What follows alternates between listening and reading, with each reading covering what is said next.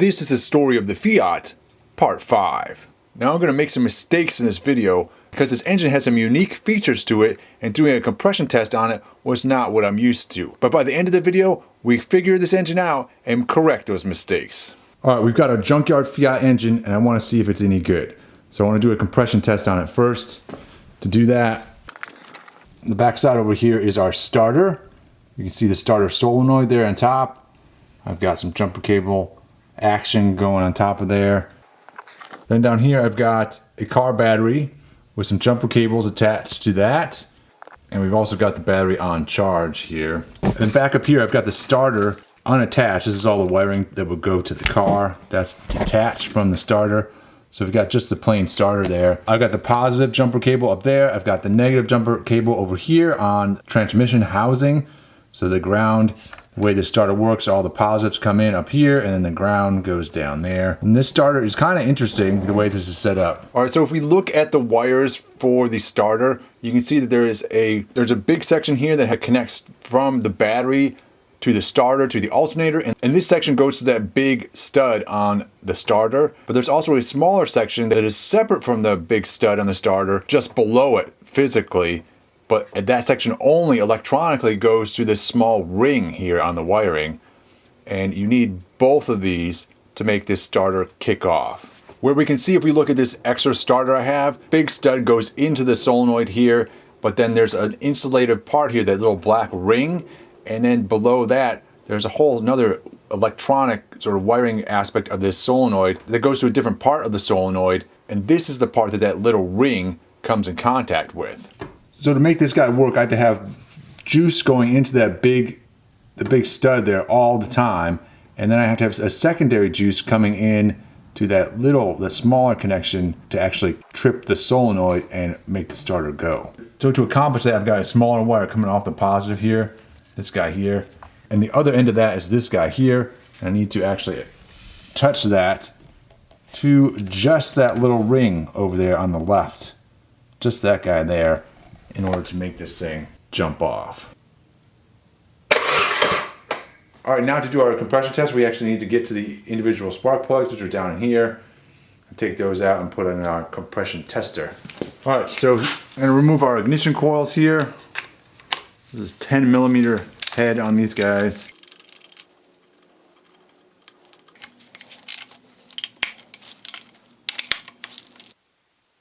Alright, so now we should be able to pull out the ignition coils here. We got a little spark plug socket here. And look at that spark plug down there.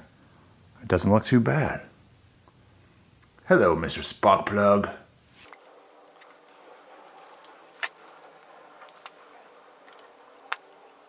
Alright, I'm going to go ahead and remove the spark plugs from all the cylinders to do the compression test. That spark plug looks in good condition as well. Oh, it looks nice. Alright, so all the spark plugs in good shape. Alright, compression test. Alright, so here is my compression tester. This guy goes in the spark plug hole there. We do our first cylinder. We should just thread this in lightly. It has an O-ring on there, so it will seal up without much torque. And we can get a good compression reading on this by cranking over the engine. This guy is in pounds per square inch. So you'll see on there, on this engine, we want at least 100 PSI according to our manual. And we want the cylinders to be within 25% of each other. That is, according to Fiat, a good Fiat engine. Let's see what we get.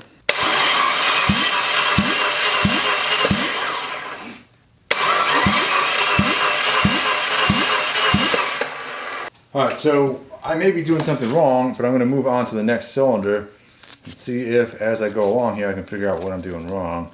But that cylinder got like 60 PSI, I think, was the best I saw on there. Maybe we have a bad head gasket on this guy, who knows.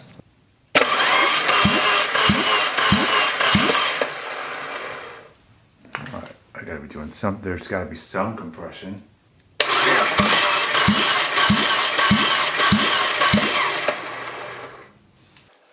That one got up to 120. That's one. This None of the other ones got to like 30 PSI. Not even that. That one got to 120.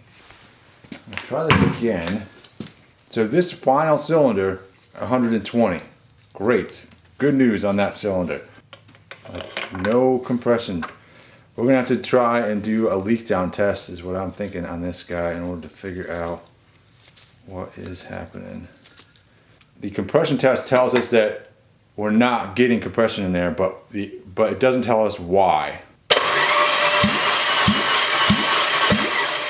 It's like 40, 45 PSI on that one. All right, I'm gonna do a very cheap sort of leak down test here. It's not really a leak down test, it's more of a look to see where the air is escaping. And so in order to do that, we need to pressurize these cylinders. And I've just adapted my air hose here with a little spark plug thread that fits my spark plugs there.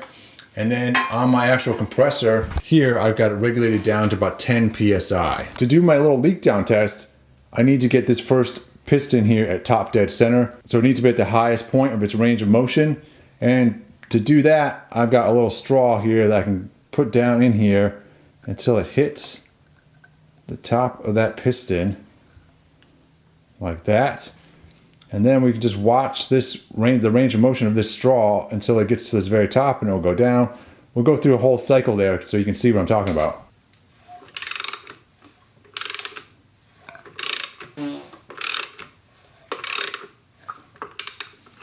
So there you go. You can see right there, it's probably at about, it's just past top dead center right there. And so at top dead center, all the valves and everything should be closed. And in theory, we should be able to pressurize that chamber. No air should really leak out, right? Or a very small amount of air. So let's get this right where we want it. All right, so that should be top dead center right there. And to rotate the engine by hand, I'm just coming down here to our crank bolt. This guy here, I'm putting a socket on there, and then I'm rotating it around like that by hand. And that is what gets us to where we want to be on top dead center. All right, so now I'm going to thread this thing down into our cylinder and just lightly get this thing threaded in. And now we'll turn on our air to the cylinder here. See if we get air out of the exhaust ports over here, the intake over here, an adjoining cylinder over here, or just like around the cylinder head, or even out of the oil pan, the drain valve on the oil pan. We'll check that as well. All right, now we're getting 10 PSI on the regulator. So we think we get something over here. I'm getting air out of the exhaust here. All right, you probably can hear that. Yeah, exhaust port for that cylinder. We're getting air out of that thing. All right, cylinder number 3. That's mainly out the exhaust. I'm getting some air out of the oil pan, but it's mainly out of the exhaust. All right, I'm gonna go ahead and repeat the compression test. But I'm gonna do what's called a wet compression test and add like a squirt of oil into each cylinder. And that oil, if I'm getting leaked by the piston rings, this will sort of seal that up and give us compression again. So let's see what happens.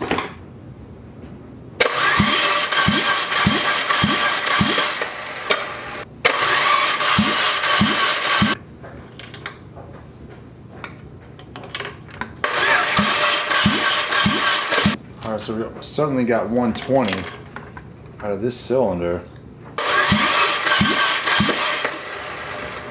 No, nothing. That one went up to like 150. All right, so this is a little perplexing for me because I was getting random results out of this engine. And so we did the dry compression test. We pumped some air in there to see where the air came out. And so we moved on and did the wet compression test where we add oil to the cylinders, but I add oil into all of these cylinders and I got 0 improvement. That would indicate that basically leak by on the piston rings is not an issue on this engine. And I was thinking about this in the randomness of all of a sudden I got like 120 PSI in this cylinder number 4 one time, and then it was down to like 30 PSI again. And I couldn't repeat that sort of experience.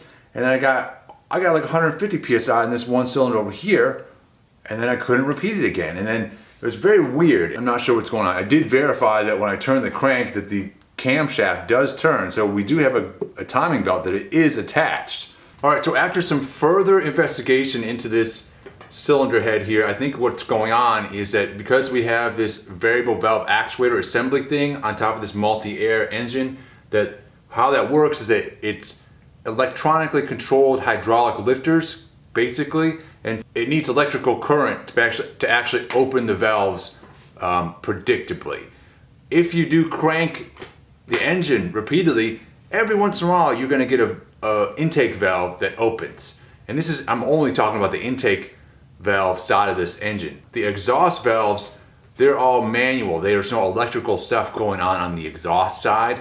It's only on the intake side. So basically what I've determined is that you cannot do a compression test on this unless all the electronics are hooked up, which they aren't here when it's out of the car. So we can't do a compression test because the intake valves aren't opening. So we go on the intake stroke, there's no air coming in, so that on the compression stroke, there's nothing to compress, basically, and we're getting 0 readings on our compression test. I think that's what's going on.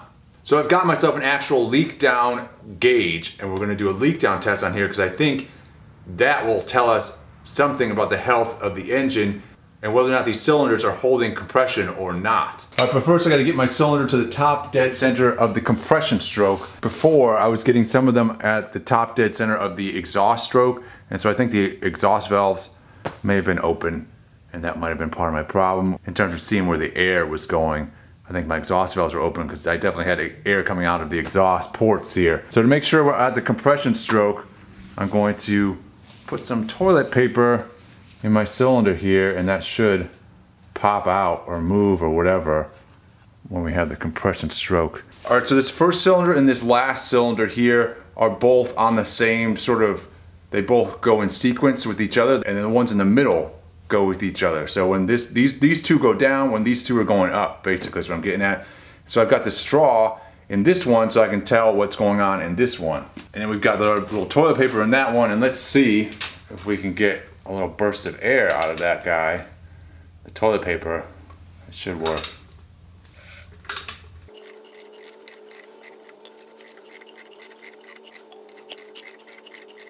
Maybe not.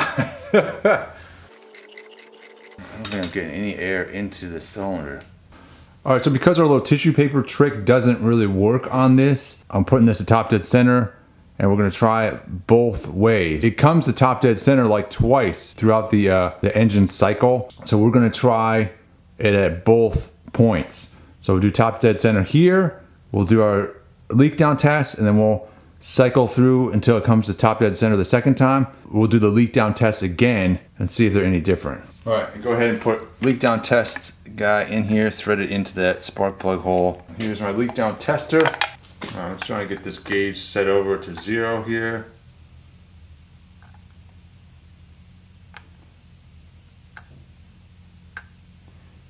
All right, just like that. Now we'll go ahead and hook this thing up. All right, so this is saying like basically no leakage at all. Anything in this green section is good. Like it looks like from 10 to 40% leakage is okay. That's a good engine, but like I'm getting maybe 10% leakage on there. I mean, I can hear it leaking out somewhere here. So we'll come through and do this stuff again. Like I said, I'm gonna rotate this engine and see what we get on the next rotation.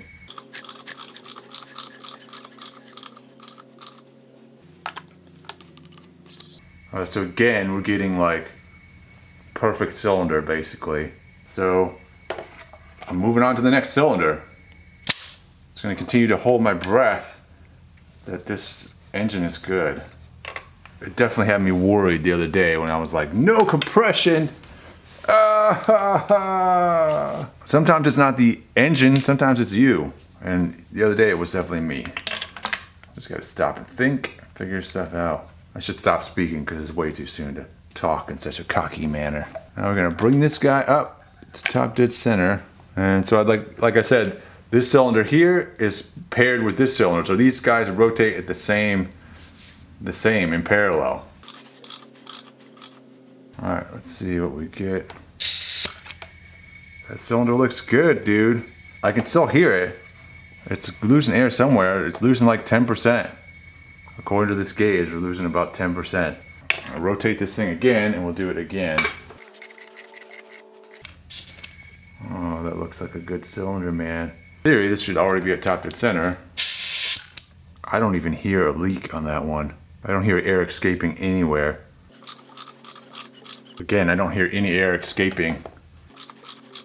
So it looks like all of our cylinders are good. It looks like we have a good engine.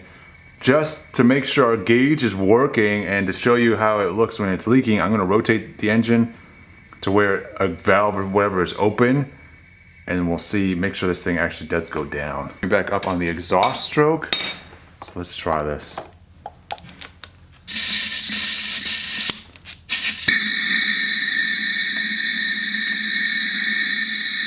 Yeah, so it's like 70% loss there, and you can hear it coming out of the exhaust port.